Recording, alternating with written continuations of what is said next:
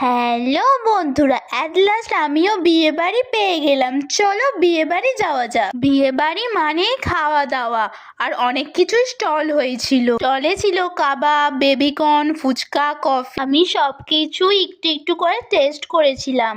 এটা ছিল পাড়ার এক মামার রিসেপশন পার্টি। আমি, মা, দিদা সবাই মিলিয়ে গেছিলাম। বেশ মজা হলো। আর আজকের আউটফিট আমি তোমাদের সাথে শেয়ার করলাম। আমায় কেমন লাগছে অবশ্যই জানিও তোমরা।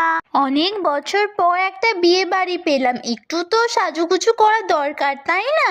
পুরোটাই আমি আজকে নিজে সেজেছি। কেমন লাগছে জানিও, কিন্তু ভুলে যেও না। আস্তে আস্তে প্রচুর ভিড় হয়ে যাচ্ছে, এবার খেয়ে নিতে হবে। চলো। প্রথমেই দিয়ে দিল কড়াইশুটির কচুরি, চানা, আলুর দম। তারপর দিল ফিশ বাটার ফ্রাই, আর খেতে হয়েছিল দুর্দান্ত। আমি তো দুটো খেয়েছি। তারপরে চলে এলো গরম গরম পোলাও আর শো স্টপার আজকের মটনটা ছিল একেবারে তুলতুলে নরম, দারুণ। তারপর দিয়ে দিল চাটনি, পাঁপড়, রসগোল্লা, সন্দেশ। সবার শেষে ছিল আইসক্রিম আর পান। আজকের মতো টাটা।